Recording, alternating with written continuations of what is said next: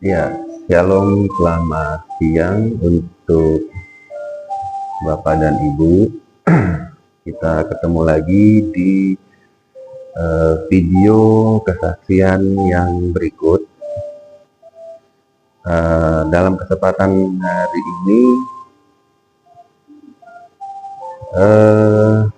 saya mau memberikan kesaksian yang mana sebenarnya kesaksian ini sudah pernah saya bagikan di beberapa podcast rohani kemarin. Ya, mungkin Bapak dan Ibu juga sudah pernah menyimak ya. Cuma karena masih ada permintaan melalui Instagram bahwa bisa disaksikan lagi untuk di channel saya sendiri, begitu. Jadi saya mau memberikan kesaksian lagi, ya, yang mana kejadiannya itu di Juni 2025, ya. Nah, kejadian itu di Juni 2025. Pada saat itu kondisi saya sebetulnya tadi sedang bekerja, ya. Masih bekerja malah. Yang mana saat itu saya bekerja sebagai manajer HRD di salah satu perusahaan pabrikan di daerah Cakung, Jakarta Timur. Dan awalnya semuanya normal, ya, tidak pernah ada gejala apapun, ya. Paling kalau sakit saya selama ini, ya kalau orang bilang ya penyakit warungan, karena obatnya pun obat warungan gitu, seperti flu, pilek, batuk, demam. Kalaupun asma, paling asma juga udah jarang timbul ya, gitu. Nah, diawali itu sebetulnya di bulan Maret, ya, Februari ke Maret, Februari akhir masuk awal Maret. Itu pernah satu kali di ruangan kerja saya, saya merasakan ada seperti ada yang lain di kepala awalnya. Nah, cuma karena saya pikir itu biasa, ya mungkin karena stres pekerjaan, jadi saya anggap itu biasa. Nah, lama-lama kelamaan, masih di bulan Maret, itu pernah satu ketika pas saya mau makan siang, itu sakitnya bukan main, gitu. Seperti kayak abis dipukul kepala ya, jadi sakit. Cuma saat itu saya masih belum berpikir apa-apa, saya hanya pikir, oh ini mungkin tekanan kerja yang menyebabkan stres berlebihan. Makanya saya waktu itu hanya minum obat nyeri ya, karena memang selama ini saya selalu sedia di tas kerja itu obat-obatan tapi yang ringan-ringan. Ya, kayak obat bengek, salbutamol, terus Voltadex itu obat untuk nyeri ya, kemudian ada lagi obat radang. Itu obat-obat ringan lah, kalau orang bilang generik. Nah, pada hari itu sakit seperti itu ya, saya minum obat itu, dia cuma sedikit aja mengurangi, tapi nggak menghilangkan saat itu. Nah, di saat itu saya cuma teringat satu hal, ya, di ruangan kerja saya cuma berdoa, Tuhan, tolong sembuhkan, karena saya masih di tempat kerja, gitu. Jangan sampai terjadi apa-apa di tempat kerja. Nah, singkat cerita, setelah saya selesai berdoa, ini makan siang saya belum korek, karena kan biasa saya makan siang memang saya titip OB ya. Nah, saya belum korek makan siang saya berdoa dan puji Tuhan, berangsur hilang saat itu. Akhirnya saya makan siang. Nah, cuma semenjak kejadian itu, saya mulai ada rasa khawatir. Ini kenapa gitu, di kepala saya ini kenapa? Karena kan ada hal-hal seperti itu, kalau sakit di tangan atau kaki nggak masalah ya, kalau buat saya pribadi. Tapi ini kan kepala ya.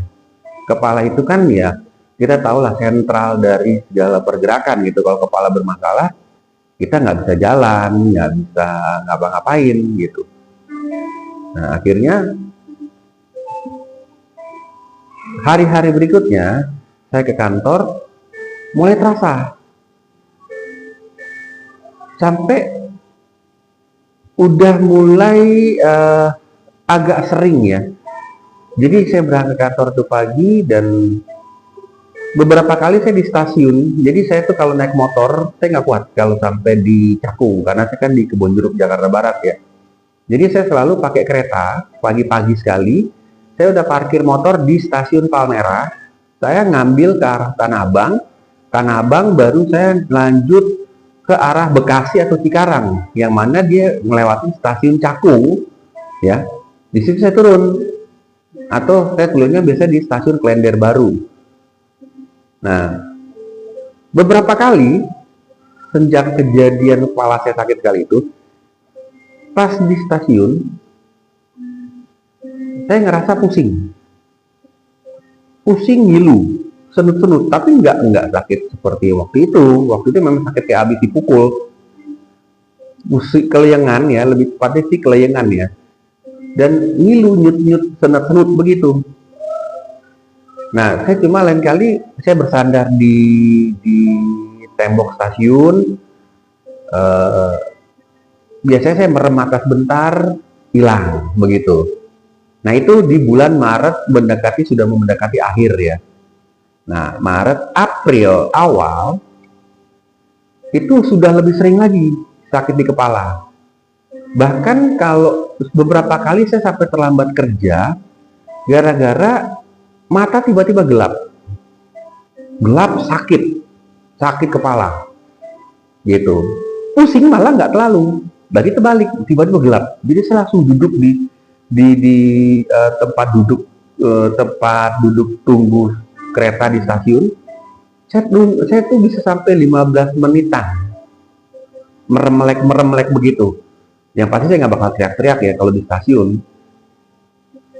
Sampai beberapa kali terlambat kerja gitu. Sampai terlambat kerja ya mungkin dapat gunjingan kali ini, kok manajer HRD kok yang bikin regulasi malah telat mulu gitu. Meskipun saya udah kasih alasan kan, ya ada orang terima, ada orang nggak terima ya.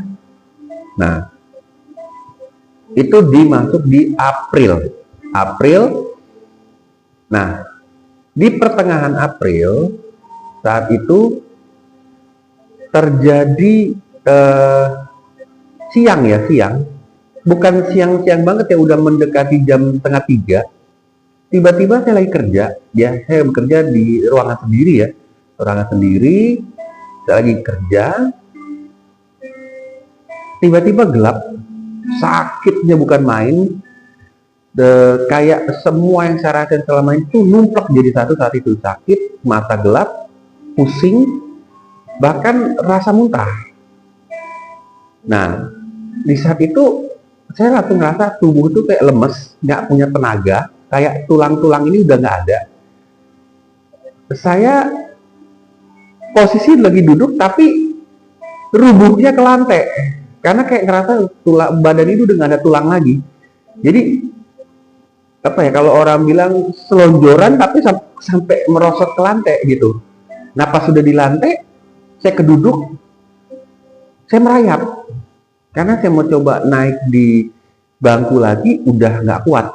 Nah, kemudian mulut udah mulai kayak kaku, kram, kepala sakit. Jadi saya cuma bisa ya merangkak dalam ruangan saya sendiri gitu. Untungnya kan ruangan manajer HRD kan sendiri ya, nggak ada gabung sama orang lain. Bisa kebayang kalau sampai ada orang lain di situ, waduh, bisa, maksudnya ada orang percaya ada orang enggak kan. Kalau bagi mereka yang skeptis kan, wah ini orang, nah kenapa nih, kesurupan atau apa gitu. Nah akhirnya di saat seperti itu, posisi di ruangan sendiri, sepi, karena ruangan HRD saya terpisah ya, dengan ruangan keuangan dan di departemennya itu agak terpisah. Nah, dan biasanya juga bos saya datang, kali itu nggak ada. Akhirnya saya berusaha untuk berjuang sendiri, ngerayap, sampai saya di telinga itu audible tuh bilang ini, berdoa. Nah saat itu saya berhenti untuk merangkak, saya duduk di lantai kantor, saya berdoa, saya bilang, Tuhan, tolong sembuhkan sakit di kepala saya ini, hilangkan semua sakit penyakit ini, mata yang gelap nggak bisa ngelihat, tolong Tuhan, karena saya masih bekerja. Dan saya bilang, kalau berdoa ke Tuhan itu langsung to the point aja. Dan saya bilang, Tuhan, kalau saya nggak bekerja, yang biayai hidup di rumah siapa? Saya bilang, tolong Tuhan sembuhkan karena saya masih bekerja dan ini masih jam kerja. Tolong Tuhan. Itu terus saya doakan.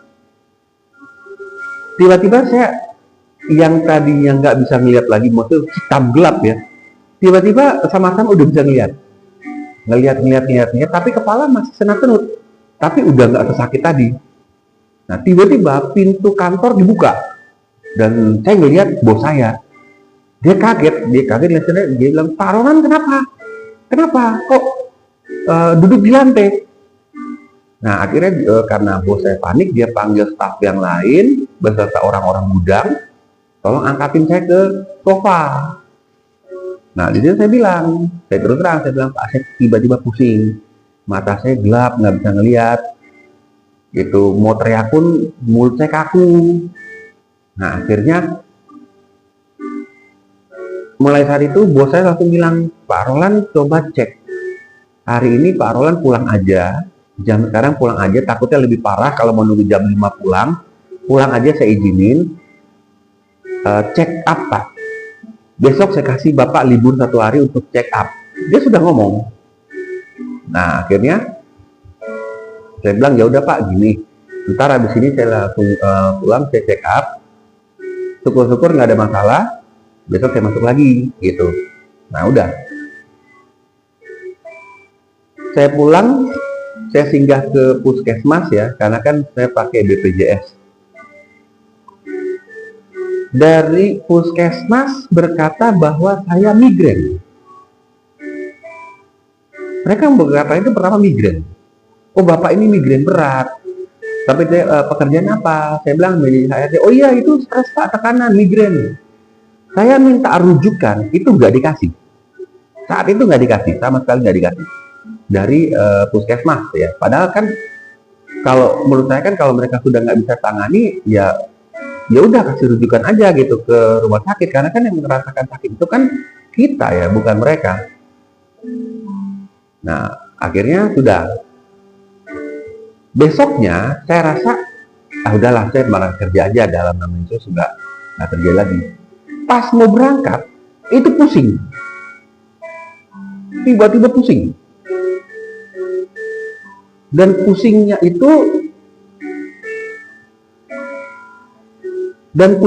itu tiba-tiba pusing pagi itu gelap, muter, berputar seperti orang vertigo. Akhirnya hari itu saya benar-benar izin. Bos saya bilang, ya sudah Pak, jangan dulu masuk, kalau memang masih mengkhawatirkan keadaannya jangan dulu masuk, nggak apa-apa. Berarti Bapak kasih instruksi aja ke staf yang lain untuk apa yang harus mereka kerjakan. Oh sudah.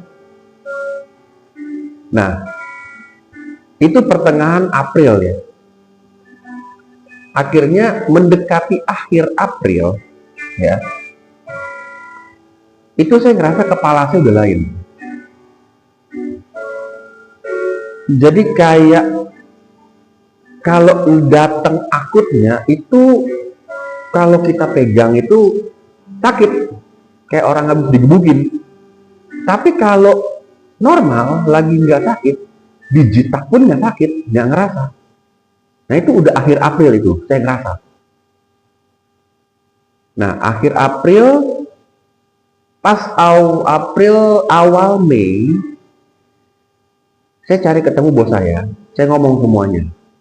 Yang mulai dari serahkan dari Februari akhir, kemudian Februari, Maret, April, sampai yang akhir April, saya ngerasa kepala saya udah kalau dipegang sakit, kalau nggak lagi kumat ya nggak masalah.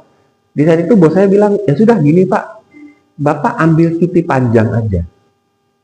Atau kalau memang dari dokter mengkhawatirkan, Bapak check up lagi mengkhawatirkan, ya Bapak bisa resign aja dulu. Dia berkata seperti itu karena memang dia bilang kita nggak punya asuransinya Pak, gitu. Sedangkan BPJS Ketenagakerjaan yang saya urus untuk perusahaan pun, saya pun masuk di dalam situ pun, itu nggak masuk penyakit ini ya, gitu. Jadi yang saya dapat penjelasan itu kalau dari BPJS Ketenagakerjaan itu kalau kita kecelakaan di saat dinas, ya di saat bertugas, atau dari kita mau ke kantor atau pulang dari kantor terjadi kecelakaan itu di cover, tapi untuk penyakit-penyakit lainnya itu nggak di cover. Atau misalkan kita kena satu penyakit kalau kita misalkan karyawan pabrik yang langsung bersinggungan dengan bahan kimia atau terpotong jari, ya itu baru. Tapi kalau kayak gini-gini vertigo itu nggak masuk karena itu sudah di cover oleh BPJS Kesehatan, gitu. Ya sudah, akhirnya saya pikir ya sudahlah, kalau memang saya harus resign, saya resign dulu. Cuma memang bos saya bilang nanti kalau sudah baikan hubungin ya Pak. Oh ya sudah, akhirnya saya putuskan saya resign saat itu. Itu masuk awal Mei, ya awal Mei di atas tanggal 5-an ya. Nah akhirnya status saya saat itu sudah nggak bekerja, tapi saya nggak peduli. Karena saya prinsip begini, kesehatan itu nomor satu. Buat apa kita kerja, kita ngumpulin uang, akhirnya terjadi sesuatu di tempat pekerjaan yang jauh dari keluarga nggak bisa lihat apa-apa, ya itu sangat mengkhawatirkan buat saya sebetulnya saat itu. Nah, jika cerita di bulan Mei itu, mendekati pertengahan Mei, di saat itu udah malam ya, udah malam. Nah, saya biasa kan kalau udah malam gitu, saya mau jemput istri saya itu di laundry ya. Nah, saya udah siap-siap mau jemput, tiba-tiba pas di teras rumah, tiba-tiba gelap, mata saya gelap lagi, udah nggak bisa ngeliat lagi, jadi kumat lagi dan kali ini lebih parah. Sampai saya ambruk, untungnya di teras ya, belum di jalan raya ya. Saya ambruk, keduduk di teras itu, udah nggak bisa ngapa-ngapain, semua badan sudah kram, hanya yang masih bisa bergerak itu adalah tangan yang sebelah sini, yang sebelah kanan, itu masih bisa bergerak. Nah, di tangan yang masih bisa bergerak ini, saya ambil HP saya telepon istri saya waktu itu, saya bilang bahwa saya udah parah ini, kamu bisa segera pulang nggak? Saya udah nggak bisa ngapa-ngapain. Dia kaget.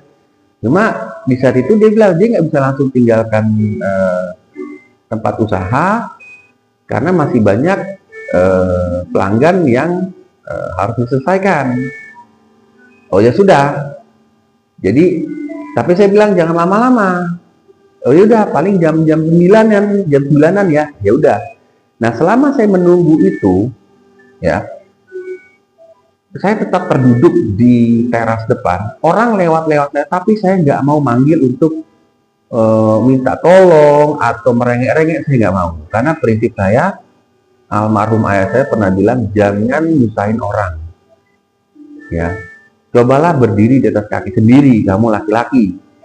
Nah itu, jadi saya nggak mau. Orang banyak lewat-lewat, tapi saya nggak mau. Sebenarnya kan bisa aja saya saya teriak, saya merengek, pasti mereka bawa saya langsung ke rumah sakit kan. Tapi saya nggak mau.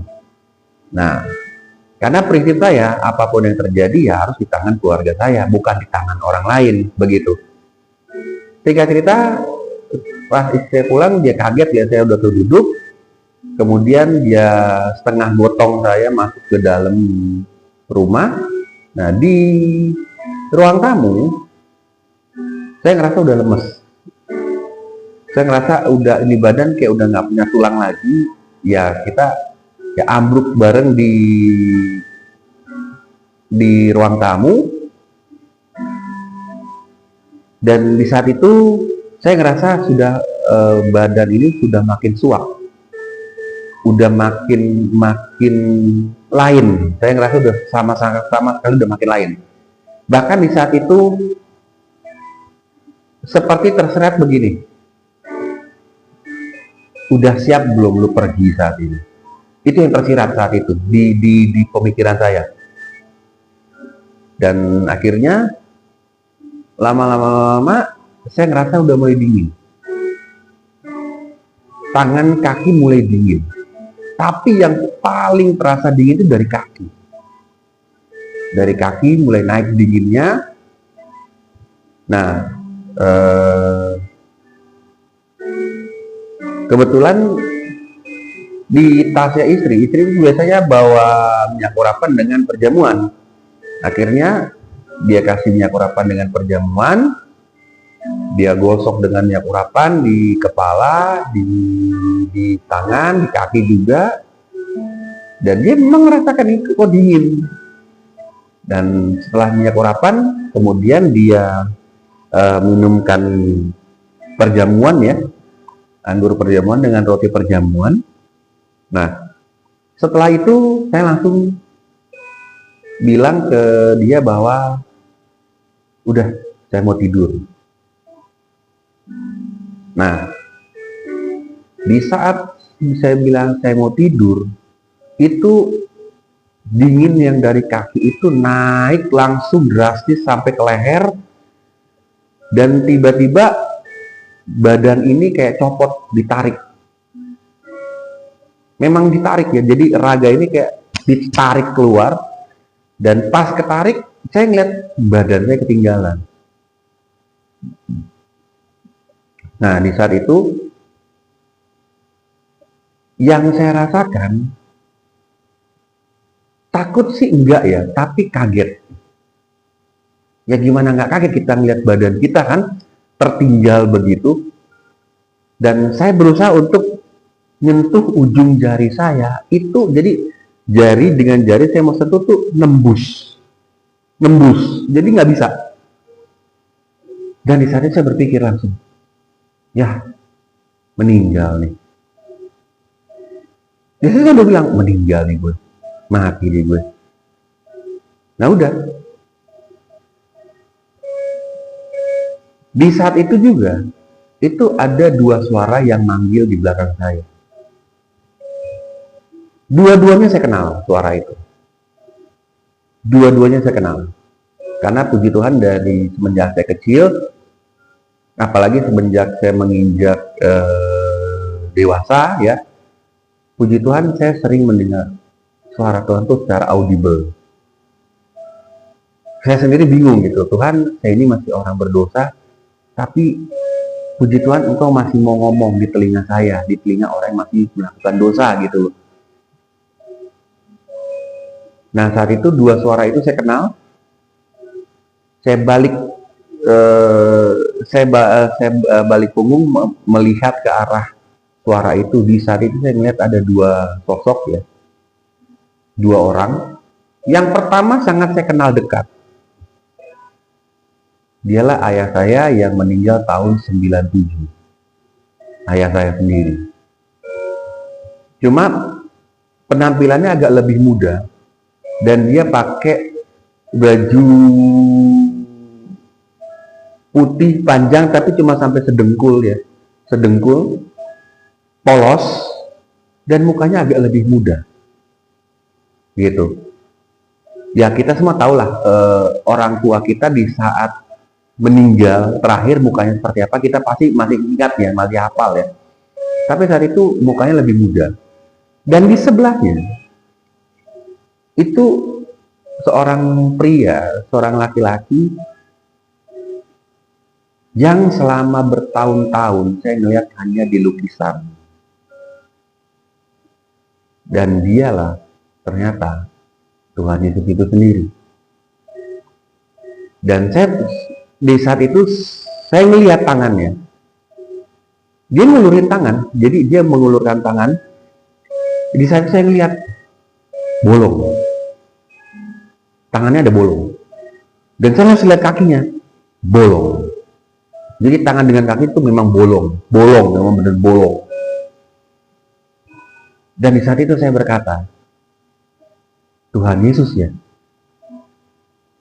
Dan dia cuma tersenyum, dan dia berkata balik, kamulah yang sudah menyebutkannya, mari ikut jalan. Saya kaget saat itu, saya dipanggil jalan, ya sudah, saya ikutin mereka.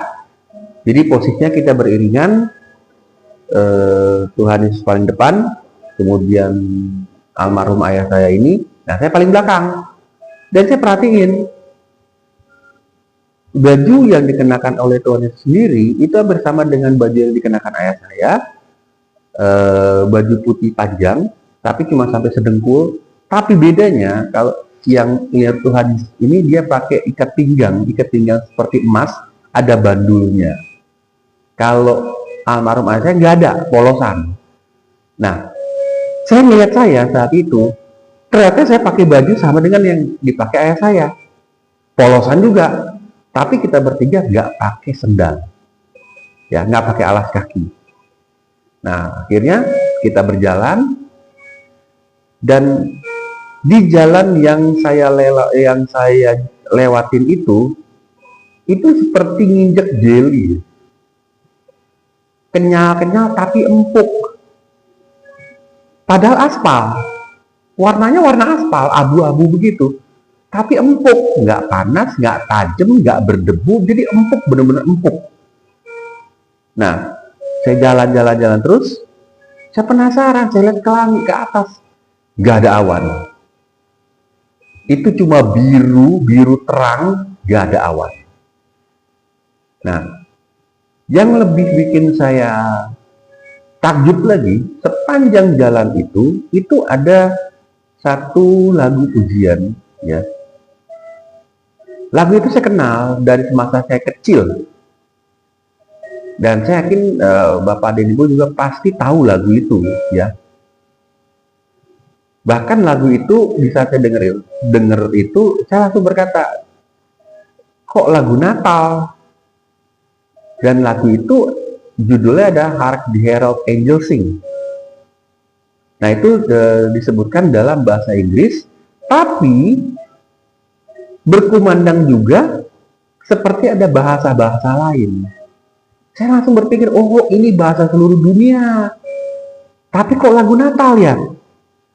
Nah udah, saya jalan terus, tiba-tiba saya ngeliat, saya penasaran, saya lihat sebelah kiri, itu ada kayak hamparan apa sih, apa ya kalau saya bilang hamparan padang rumput, tapi banyak pohon buah-buahan. Dan yang saya takjub lagi, buahnya itu gedenya bukan main. Kayak contoh apel tuh segede gini, ya. Terus labu, wah pokoknya gede-gede banget, gede-gede semua. Itu sebelah kiri. Nah, sebelah kanan saya ngeliat seperti perbukitan hijau, ya, lembah-lembah begitu, dan ada rumah-rumahnya, warnanya putih semua. Cuma kayak klaster.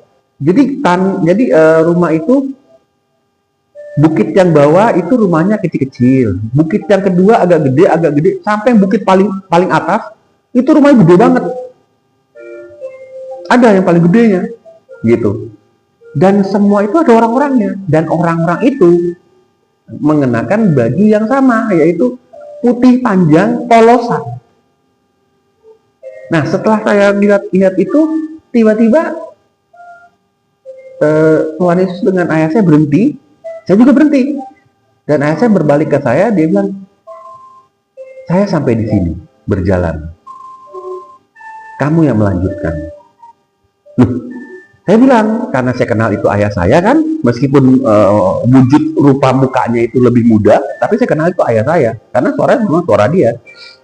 Dan saya bilang, papi, boleh nggak saya ikut? Dia bilang, nggak boleh.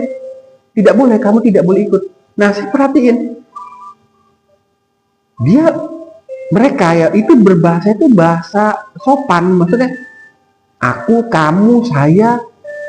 Padahal kan logikanya, ya ini ayah dengan anak kan, ketemu kan akhirnya. Ya otomatis kan ada bahasa sayang-sayangnya dulu lah istilah gitu kan. Tapi ini enggak. Dia berkata ayah, dan dia nggak bilang ayah lagi. Dia bilang saya sampai sini. Waktu saya bilang saya mau ikut, dia bilang tidak. Kamu tidak boleh ikut saya. Kamu tidak boleh ikut saya. Saya sampai di sini. Oh ya sudah, saya terdiam di situ dan saya melihat dia menyeberangi jalan dan di sana saya melihat ada ibu saya. Dia cuma melambai dan mereka berdua masuk ke dalam klaster-klaster itu. Dan yang saya bikin bingung tuh bahasanya ya, bahasa itu nggak pernah saya dengar. Jadi sopan sekali, halus, sopan, dan memang saya, kamu, nggak ada namanya lu, gue, kita, nggak. Jadi benar-benar pengalaman yang memang saya berpikir ini baru buat saya. Bahkan di saat itu saya berpikir, kalaupun ini mimpi, tolong jangan dibangunin. Karena mimpi ini enak sekali gitu loh. Nggak ada serem-seremnya, maksudnya malah nyaman. Sampai ngebatin, tolong kalau saya ini cuma mimpi, tolong jangan ada yang bangunin gitu. Nah di saat itu pria yang satu lagi itu ya dialah ya Tuhan Yesus itu langsung berkata, mari ikut. Ya sudah, saya manut, saya jalan, ngikutin dari belakang. Nggak lama dari situ, tapi tetap itu lagu-lagu yang tadi ya, Hark the Herald Angels itu tetap ada. Nah, sampailah kita di persimpangan. Ada jalan ke kiri, ada jalan ke kanan. Yang jalan ke kiri itu jalannya lebar. Lebar sekali, sama kayak jalan tol ya. Kayak jalan tol, pokoknya kayak jalan tol Jagorawi lah. 4 lajur ya. Tapi yang jalan ke kanan itu jalannya kecil, berbatu lagi. Nah, di saat itu Tuhan Yesus sendiri berkata bahwa kamu mau pilih yang mana? Saya bingung. Satu jalannya gede banget, enak nih, nggak takut sakit di kaki. Karena emang dari tadi sih nggak sakit lah kaki ya, karena empuk jalannya. Tapi yang ke kanan ini kelihatan banget itu batu-batu itu nimbul-nimbul gitu loh. Jadi memang jalan setapak ya. Dan saat itu saya teringat satu hal. Ada di firman-Nya bahwa berkata, lewatlah jalan yang sempit itu. Nah, saya teringat di situ, saya langsung berkata, Tuhan, aku ambil yang ke kanan deh, yang sempit. Dan saya itu Tuhan itu cuma tersenyum dan dia berkata, baik, mari, jalan. Nah udah, tetap dia di depan, saya di belakang. Jalan. Terus kiri kanan pohon-pohon dan adem sekali, nyaman sekali, pokoknya nyaman.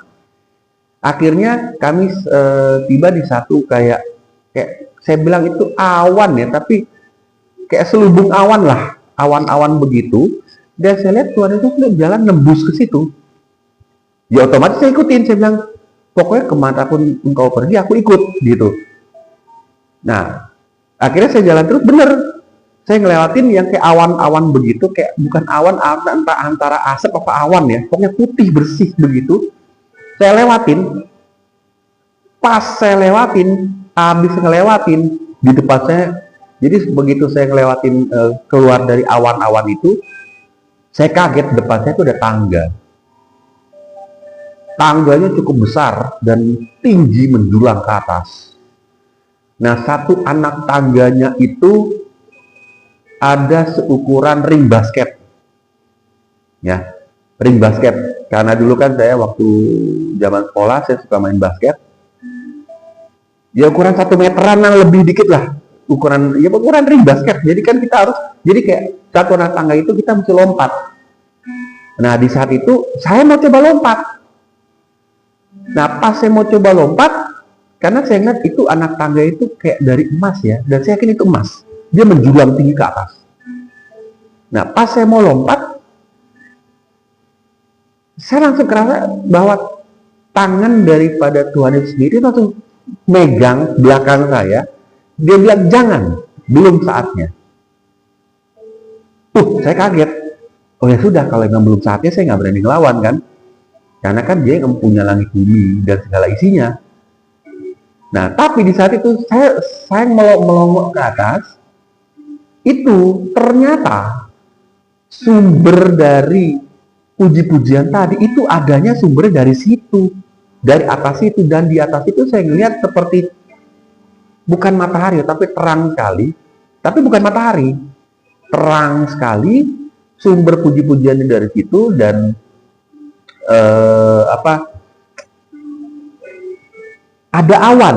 Nah, awan-awan itu seperti awan yang tadi saya lewatin, tapi ini lebih banyak awan-awannya. Jadi dia tutup, jadi tangga ada awan-awannya, terang, dan di bawahnya dan dari balik awan itu puji-pujian itu, dan itu makin kenceng di situ.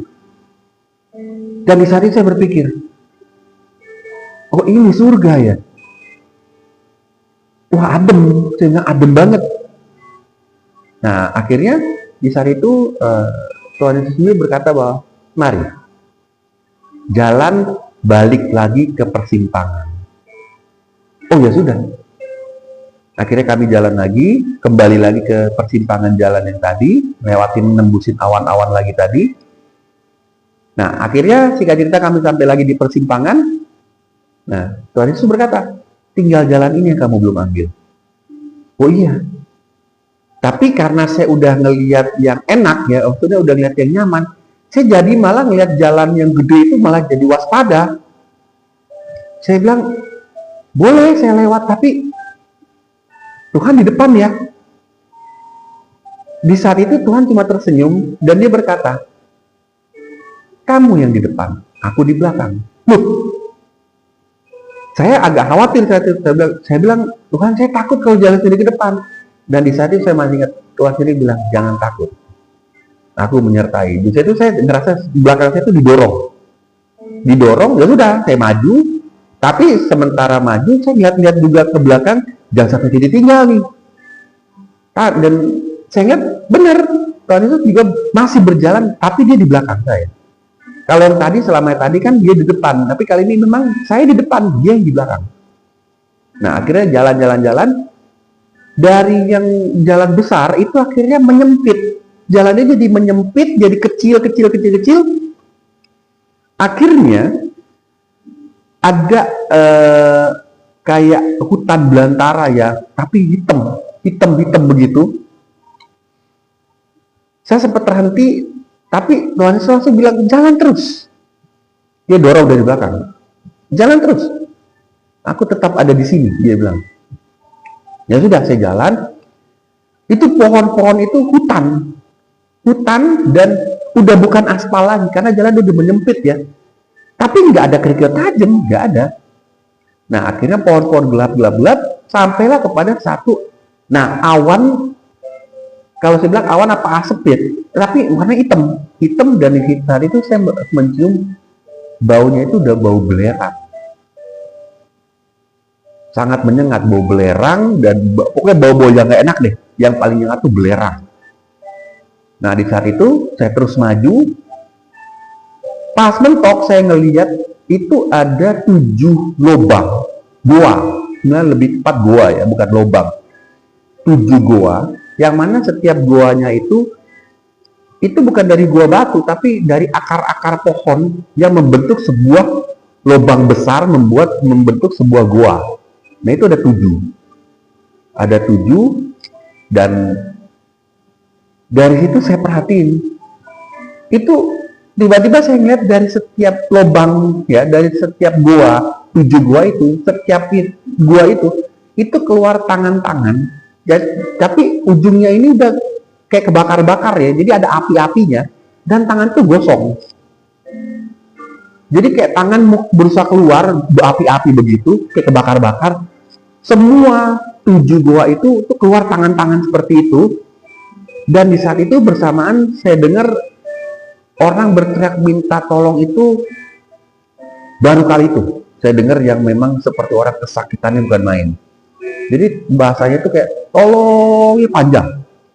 Panjang sekali. Ampun, panjang. Nah, di saat itu ketakutan saya mulai timbul. Nah, bersama dengan itu, setiap tangan-tangan itu seperti ada yang tarik, lempar ke dalam, keluar lagi, ditarik, lempar ke dalam. Jadi dan saat itu berbunyi jeduk, jeduk. Jadi kayak orang tuh mau keluar, ditangkap, dilempar, mungkin kena batu atau apa ya, jeduk. Keluar lagi, ada yang mau keluar lagi, ditarik, lempar lagi, jeduk. Keluar lagi, tarik, dilempar lagi, jeduk. Berbunyi, memang berbunyi, jeduk, jeduk, jeduk. Tapi tangan-tangan itu keluar, kayak mau menyelamatkan diri gitu. Tapi kayak nggak bisa. Nah, di saat itu saya udah ketakutannya luar biasa. Bau-bau belerang, bau anyir itu udah macam-macam di situ. Udah, waduh, Gus. Kalau saya mengingat kembali itu sangat menyeramkan, mengerikan tempat itu, dan gelap kemerahan malah, gelap kemerah-merahan.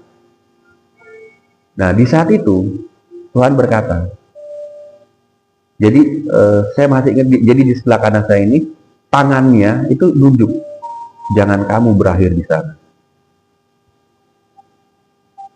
Nah, di saat itu saya langsung kaget dan saya terduduk.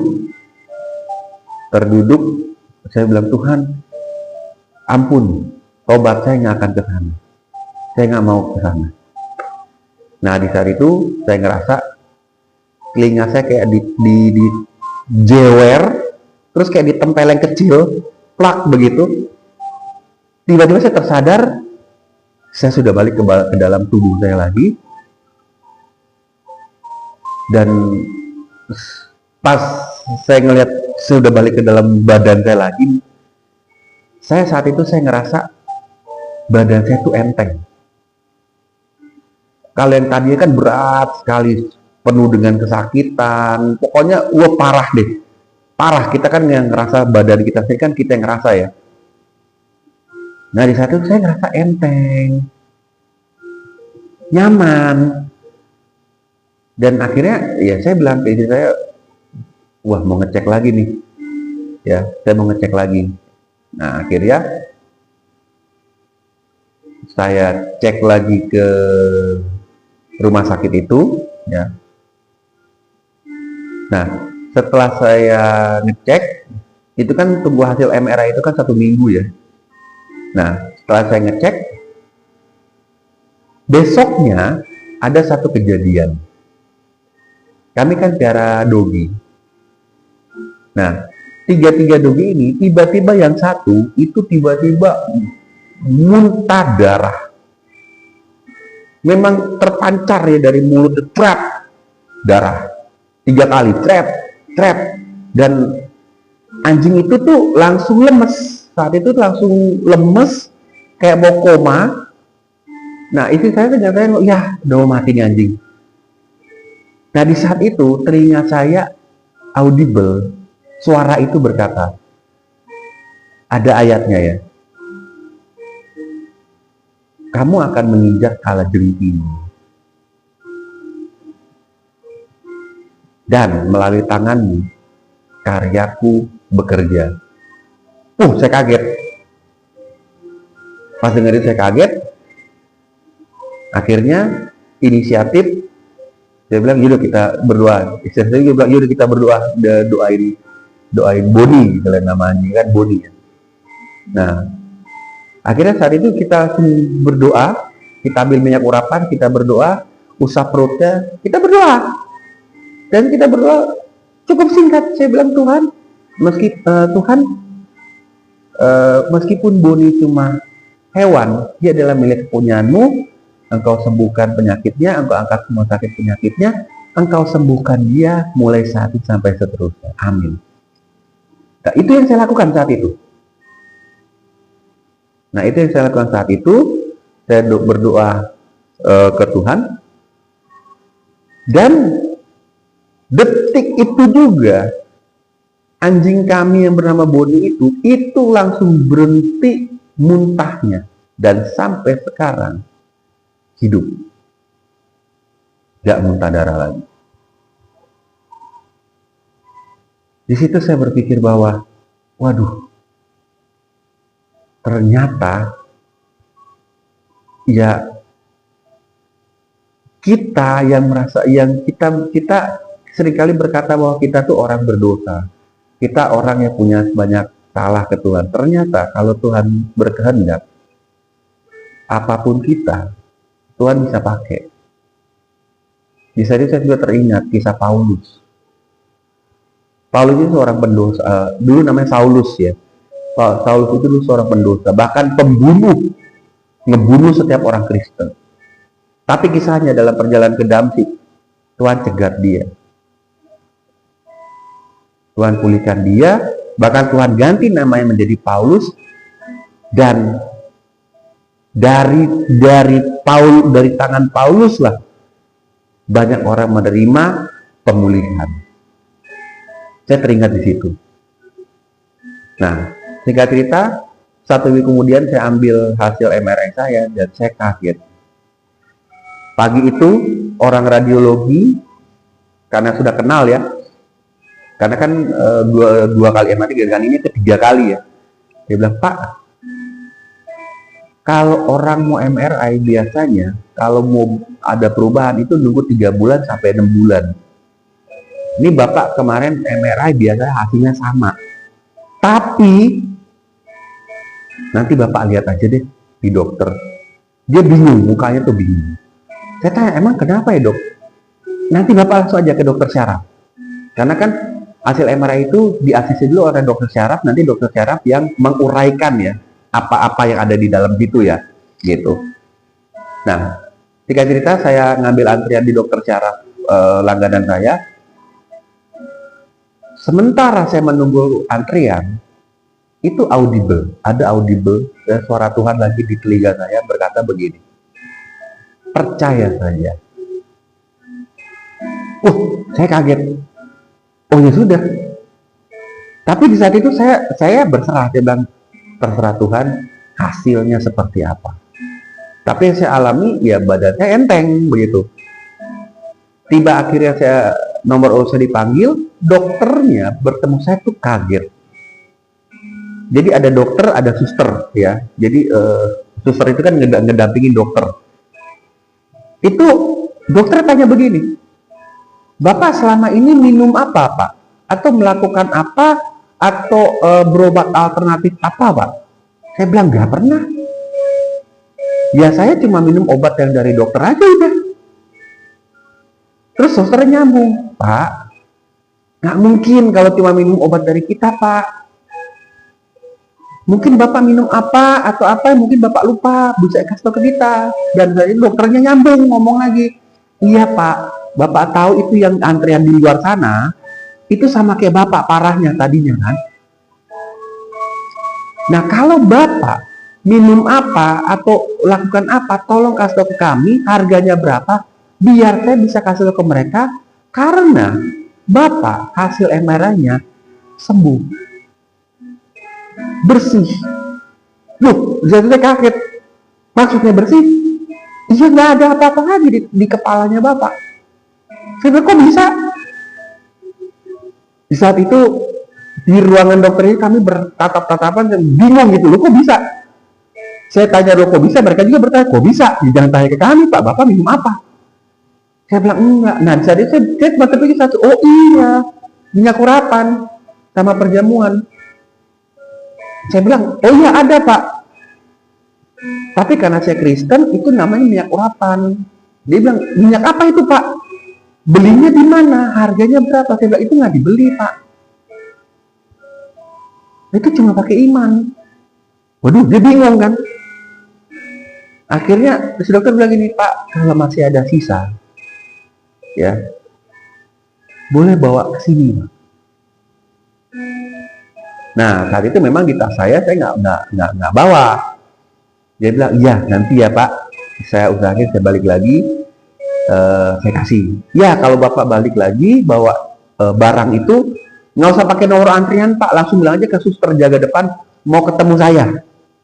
Tapi pas di jam praktek saya ya, jangan bukan jam praktek, nanti dokter lain yang ambil. Oh iya. Nah selama jalan pulang, saya berpikir Tuhan,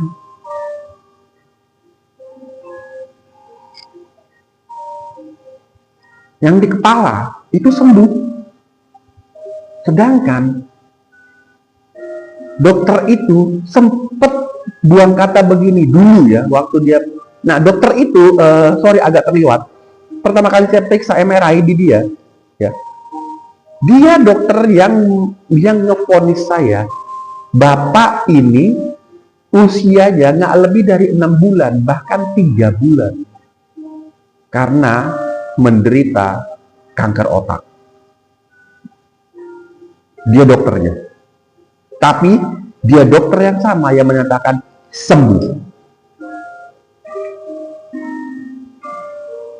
Selama jalan pulang dari rumah sakit ke rumah, saya sampai berpikir, Tuhan, apa iya? Maksudnya, saya ini cuma orang biasa. Saya bukan pendeta, saya bukan penginjil. Saya nggak sekolah teologi ya. Bahkan mulut saya masih kasar. Saya masih punya dosa. Masa iya? Tuhan berikan semua ini, bahkan Tuhan kasih bonus lagi, sembuh. Yang seharusnya saya memang udah udah meninggal kemarin itu. Memang udah meninggal. Tapi Tuhan kasih kesempatan kedua. Bahkan kata-kata yang saya nggak bisa lupa. Engkau akan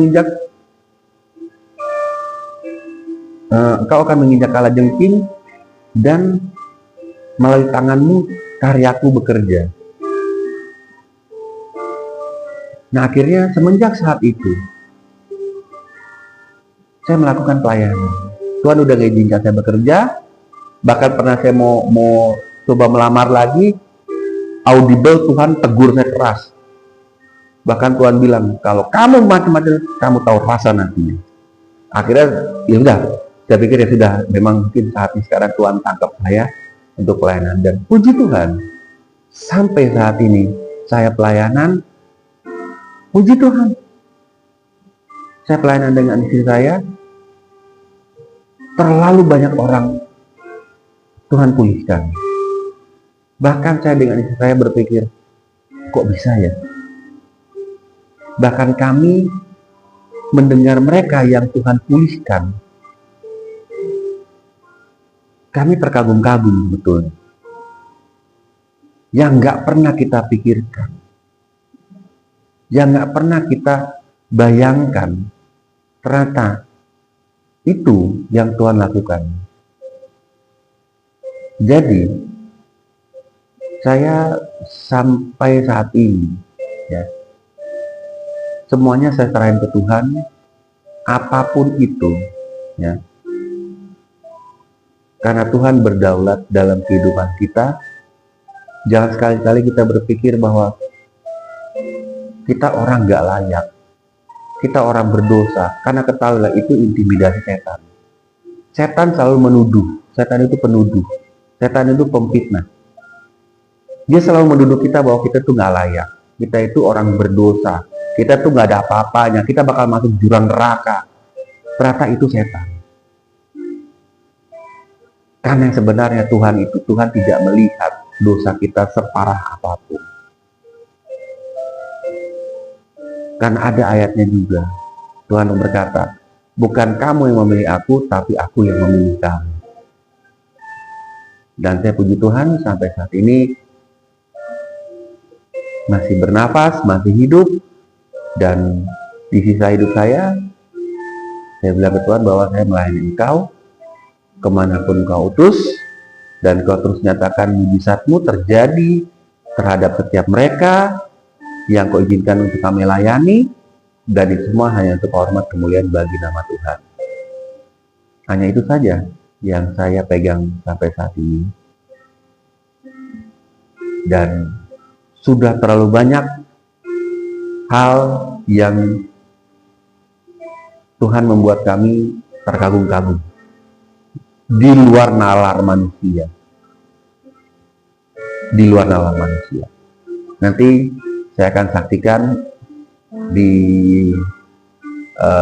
kesaksian berikut, yaitu kesaksian salah seorang daripada klien kami, ya, yang Tuhan bikin pemulihan, nyatakan pemulihan, dan itu pun membuat saya terkagum-kagum, yang nggak di luar nalar, yang nggak masuk akal buat manusia.